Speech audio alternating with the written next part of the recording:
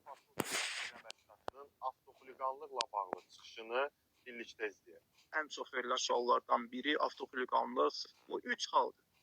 Bunları xahiş edirəm bizi dinləyənlər yadda saxlasınlar. 1.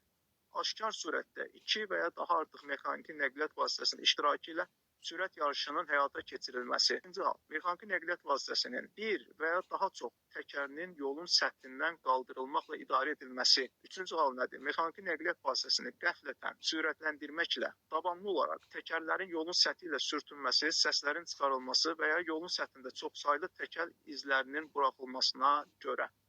Bu üç hal avtoxuliqanlığın tərkibini yaradır.